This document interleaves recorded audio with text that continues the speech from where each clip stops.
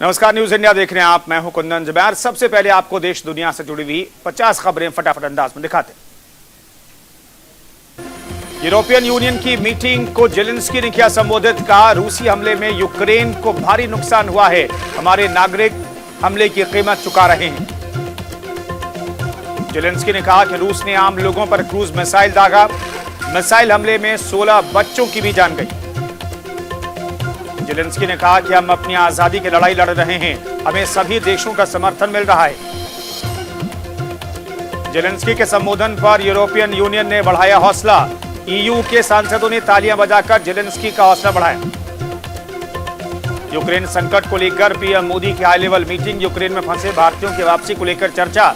बैठक में विदेश मंत्री एनएसए अजीत डोभाल मौजूद। खार्किव में एक भारतीय छात्र की मौत। कर्नाटक का रहने वाला था मृतक छात्र। विदेश मंत्रालय ने ट्वीट कर दी जानकारी। भारत के विदेश सचिव ने रूस यूक्रेन के राजदूत से बात की। यूक्रेन में छात्र की मौत पर एक्शन में मोदी सरकार। पीएम मोदी ने मृतक नवीन के पिता से फोन पर बात की। खार्किव में हमले में हुई थी नवीन की मौत। यूक्रेन में भारतीय छात्र की मौत पर कांग्रेस का बयान। कांग्रेस नेता सुरजेवाला का मोदी सरकार पर निशाना। कहा, मोदी सरकार की शून्यता के चलते बच्चे को खो दिया। यूक्रेन में भारतीय छात्र की मौत पर राहुल गांधी ने जताया दुख। राहुल गांधी ने मृतक के परिजनों के प्रति संवेदना जताई। कहा, भारतीयों को सुरक्षित निकालने के लिए रणनीतिक योजना की जरूरत। विदेश मंत्री एस जयशंकर ने लोकसभा राज्यसभा सांसदों को लिखी चिट्ठी। विदेश मंत्री ने सांसदों से की अपील। कहा, सांसद कोई सूचना साझा करें तो सीधे ऑफिस में कॉल करें। रूस यूक्रेन युद्ध के बीच ब्रिटेन पीएम का बड़ा दौरा। पोलैंड और एस्टोनिया के दौरे पर निकले जॉनसन। रूस यूक्रेन जंग पर नेटो प्रमुख का बड़ा बयान। कहा, पुतिन ने यूरोप में शांति भंग की। रूस के विदेश मंत्री सर्गेई लावरोव का बयान। कहा, यूक्रेन के पास भी सोवियत परमाणु तकनीक, हम हर खतरे का जवाब देने में सक्षम। प्रधानमंत्री नरेंद्र मोदी ने आज राष्ट्रपति रामनाथ कोविंद से मुलाकात की और उन्हें यूक्रेन संकट समेत सभी मुद्दों पर जानकारी दी। यूक्रेन में फंसे भारतीय नागरिकों को लेकर एक और फ्लाइट रोमानिया से पहुंची दिल्ली। केंद्रीय स्वास्थ्य मंत्री डॉक्टर मनसुख मांडविया ने भारतीय नागरिकों का स्वागत किया। इस दौरान डॉक्टर मनसुख मांडविया ने सभी को आश्वासन दिया कि भारत सरकार यूक्रेन में फंसे सभी भारतीयों को बचाने के लिए हर संभव प्रयास कर रही है। जल्द ही बाकी बचे भारतीयों की वापसी होगी। रूस यूक्रेन विवाद के बीच यूट्यूब ने भी रूस के खिलाफ उठाया बड़ा कदम। रशिया टुडे और स्पुतनिक के यूट्यूब चैनल पर लगाया बैन। अमेरिका ने जासूसी के आरोप में 12 रूसी राजनयिकों को निष्कासित करने की घोषणा की है। खार्किव और कीव के बीच स्थित शहर ओख्तिर्का में रूसी तोपखाने ने एक सैन्य अड्डे पर किया जबरदस्त हमला। यूक्रेन के दर्जनों सैनिकों की मौत की खबर। इस क्षेत्र के प्रमुख ने इस बात की जानकारी दी। खार्किव में रूस ने सीरीज में बम बरसाए, कई मकान क्षतिग्रस्त, कम से कम 11 लोगों की मौत की खबर। कीव में भी रूसी फाइटर जेट ने क्लस्टर बम गिराए, रडार सिस्टम और कई स्कूल तबाह, दर्जनों लोगों की मौत। रूस संग छिड़ी हुई जंग के बीच यूक्रेन ने चीन से मांगी है मदद। चीन ने कहा कि मामले को कूटनीति के जरिए निपटाना चाहिए। कनाडा के प्रधानमंत्री जस्टिन ट्रूडो का रूस पर एक और सख्ती। रूसी तेल आयात पर प्रतिबंध का किया ऐलान, साथ ही देगा एंटी टैंक हथियार। ताइवान ने यूक्रेन को भेजी 27 टन चिकित्सा आपूर्ति। ताइवान के विदेश मंत्री जोसेफ वू ने कहा कि जहां चीन रूस के साथ सहयोगी है, वहीं ताइवान उन लोगों के साथ खड़ा है जो अधिनायकवाद के विस्तार से लड़ रहे हैं। यूक्रेन की राजधानी कीव के मेयर विटाली क्लिस्टस्को ने निवासियों को दी सलाह। का अगर संभव हो तो बेसमेंट या बॉम्ब शेल्टर्स में बिताएं रात।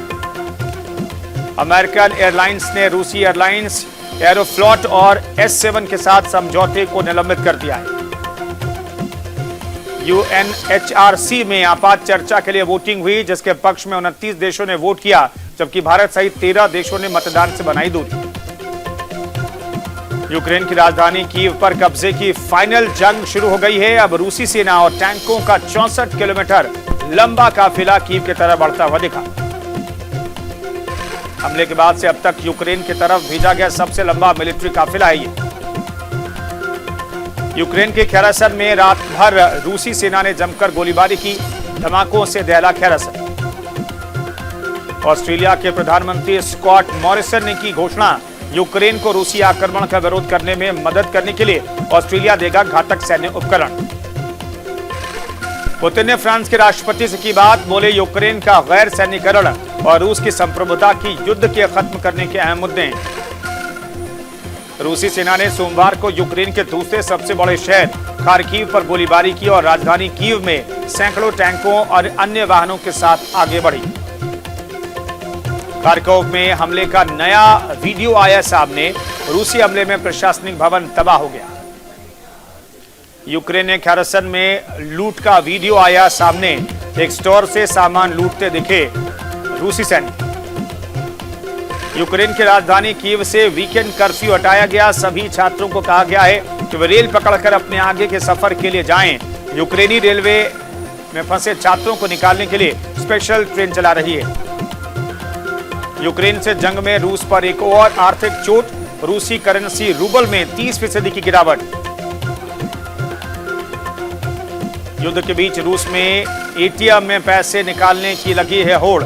रूसी सेंट्रल बैंक ने इंटरेस्ट रेट को 20% बढ़ाया, पहले ब्याज दर था 9.5%। यूक्रेन के रक्षा मंत्रालय ने कहा, जंग में रूस को भारी नुकसान, 5300 सैनिक, 29 फाइटर प्लेन, 29 हेलीकॉप्टर और 151 टैंक तबाह किए। रूस ने यूक्रेन से युद्ध के बीच जारी किया बड़ा फरमान, कोई भी रूसी विदेश में नहीं कर पाएगा मनी ट्रांसफर। ब्रिटेन ने रूस के खिलाफ और सख्ती के दिए संकेत, विदेश सचिव ट्रूस ने कहा 24 घंटे में फ्रीज करेंगे रूस बैंकों की संपत्ति। ब्रिटेन की सरकार ने रूस को दी चेतावनी, कहा रूस के खिलाफ लगा सकते हैं ट्रैवल बैन। फ्रांस के राष्ट्रपति मैक्रोन ने रूस से हमले बंद करने की मांग की, बोले पुतिन यूक्रेन के सिविलियन इलाके में हमले न करने पर सहमत हुए। संयुक्त राष्ट्र में रूसी राजदूत वसीली का बयान, बोले हम युद्ध को खत्म करना चाहते हैं। नेमेंजिया ने यूक्रेनी राजदूत के बाद यूएन को किया संबोधित, कहा मौजूदा संकट की जड़ यूक्रेन। संयुक्त राष्ट्र महासभा में यूक्रेन के राजदूत सर्गई किलिस्टिचा ने रूसी भाषा में किया संबोधन, बोले रूस को बिना शर्त तत्काल यूक्रेनी क्षेत्रों से हटाना चाहिए अपनी सेना। फुटबॉल के 2022 विश्व कप के लिए क्वालिफाइंग मैचों से रूस को निलंबित कर दिया गया है और यह फैसला यूक्रेन पर युद्ध के चलते लिया गया। रूस में सोशल मीडिया साइट्स क्रैश हो गए हैं। रिपोर्ट्स के मुताबिक फेसबुक, इंस्टाग्राम और ट्विटर क्रैश हो गए। लोगों को इन सोशल मीडिया प्लेटफॉर्म्स को यूज करने में दिक्कत पेश आ रही है। यूक्रेन पर रूस के हमले से नाराज तमाम देशों ने उस पर कड़े प्रतिबंध लगाए हैं। इसी बीच सोशल मीडिया प्लेटफॉर्म फेसबुक ने बड़ा फैसला लेते हुए रूस के मीडिया चैनलों पर बैन लगाने का ऐलान कर दिया है। यूक्रेन के समर्थन में अमेरिका की एक और पहल, स्टैच्यू ऑफ लिबर्टी के जरिए यूक्रेन के झंडे में लपेट कर दिया संदेश।